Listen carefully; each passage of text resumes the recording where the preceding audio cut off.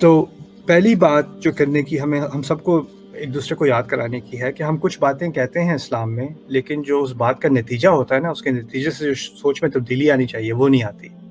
سب مانتے ہیں اللہ تعالیٰ ہمارا رب ہے، سب مانتے ہیں اللہ تعالیٰ کہ ہم بندے ہیں، سب مانتے ہیں اللہ تعالیٰ ہمارا حاکم ہے، وہ رب ہے، ہم عبد ہیں، اس میں کسی کو انکار نہیں ہے۔ شروع سے فاتحہ سے ہم کہتے ہیں الحمدللہ رب العالمین ایاک نعبد، ٹھیک ہے، لیکن اس کے کچھ نتائج نکلتے ہیں اس دعوے کے اور اس بات کو قبول کرنے کے۔ دیکھیں مام، میرا آپ کا رشتہ ہے، آپ کے میرے اوپر حق ہے، اور شروع سے پیدائش سے میرے آپ پر حق تھے، آپ کو میرا خیال کرنا تھا، آپ کو ذمہ داری اللہ تعالیٰ نے دی۔ تو ایک ہے میری ذمہ داریاں اور ایک ہے میرے حقوق، رائٹ؟ اور ہر رشتے میں اسٹوڈنٹ اور ٹیچر کا رشتہ ہوتا ہے، اس میں ٹیچر کی کچھ ذمہ داریاں ہوتی ہیں اور ٹیچر کے کچھ حقوق ہوتے ہیں۔ اسی طرح طالب علم کی کچھ ذمہ داری ہوتی ہے اسٹوڈنٹ کی، اور کچھ اس کے حقوق ہوتے ہیں۔ بیوی شوہر میں ذمہ داریاں اور حقوق ہوتی ہیں، سٹیزن اور گورنمنٹ کے درمیان ذمہ داریاں اور حقوق ہوتی ہیں، دونوں طرف ذمہ داریاں ہیں اور دونوں طرف حقوق ہیں، رائٹ؟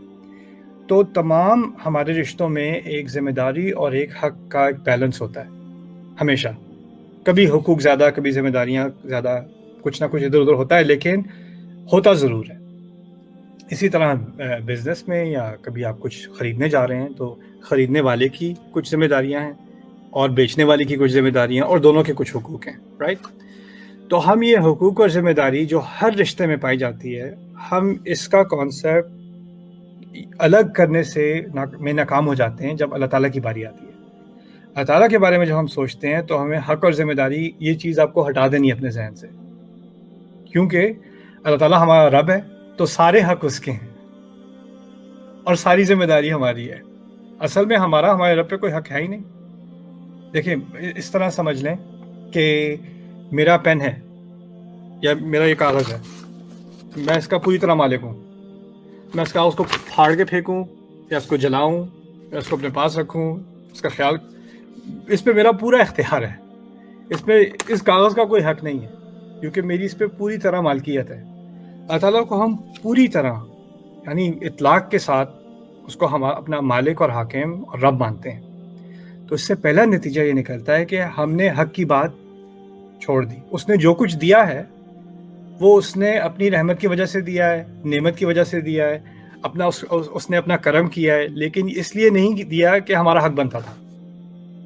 یہ ہو ہی نہیں سکتا کہ ہمارا حق بنتا تھا اس لیے دیا ہے۔ تو یہ بہت بہت گہری ایک ریئلائزیشن ہے کہ اللہ تعالیٰ نے ایون دو اس نے ہمارے اوپر کتنے کرم کیے ہیں اور کتنی رحمتیں کی ہیں اور کتنی ہمیں ہدایت دی ہے اور سارا کچھ دیا ہے، لیکن پہلی بات سمجھنے کی یہ ہے کہ ہم اللہ تعالیٰ سے مطالبہ ایسے نہیں کر سکتے جیسے کسی کسٹمر نے جو ہے کوئی پیسے بھیجے اور اس کو پروڈکٹ نہیں ملی تو وہ کہے بھی میں نے تو پیسے بھیج دیے، میں نے اپنا جو میرا دور تھا کرنے کا، جو میری کرنے کا کام تھا، میرا کرنے کا کام تھا، میں نے پیمنٹ کر دی، میری پروڈکٹ کدھر ہے، ڈیلے کیوں ہوئی ہے؟ اس کو غصہ آئے گا، اس کو فرسٹریشن ہوگی، کیونکہ اس کا ایک حق بنتا ہے۔ تو ہم یہ ذہنیت، پہلی چیز جو سمجھنے کی، بنیادی چیز جو سمجھنے کی ہے، یہ ذہنیت اللہ تعالیٰ کی طرف لگانا غلط ہے۔ اس نے جو دیا ہے اپنے فضل سے دیا ہے، جو دیا اس کی نعمت، اسی لیے ہم الحمدللہ کہتے ہیں۔ ورنہ تو یہ ہونا کہ ہم نے نماز پڑھی اس لیے ہمارے گھر کی حفاظت ہو رہی ہے، یا ہم نے دعا کی اس لیے ہماری صحت ہے، اللہ تعالیٰ ہمیں پیمنٹ کر رہا ہے صحت کے ساتھ۔ لیکن اللہ تعالیٰ نے جو نعمتیں دی ہیں، پہلی بات تو یہ ہے تعدوا نعمت اللہ لا تحصوها، اللہ تعالیٰ کی نعمتیں اتنی ہیں کہ تم ان کو گن بھی نہیں سکتے، ایک نعمت کو نہیں گن سکتے، باقیوں کو کیا گنو گے؟ کہنے کا مقصد یہ ہے کہ جیسے میں سانس لے رہا ہوں ابھی، وہ ایک نعمت ہے، ٹھیک ہے، لیکن اس سانس نے مجھے پچھلے 1 منٹ میں کس کی مصیبت سے بچایا ہے اور کس طرح سے مجھے فائدہ دیا ہے اور کتنے میرے جسم کے حصوں کو فائدہ دیا ہے، اس کا میں کبھی پوری طرح اسکوپ تو کر نہیں سکتا۔ تو میں کسی ایک نعمت کا بھی اللہ تعالیٰ کا پوری طرح شکر ادا کر دوں، وہ میرے لیے ناممکن ہے۔ تو پھر یہ میں کیسے سمجھ سکتا ہوں کہ میں کچھ کروں گا جس کے بدلے میں اللہ تعالیٰ پہ میرا حق بنتا ہے؟ یہ ذہنیت نکال دینے کی ضرورت ہے۔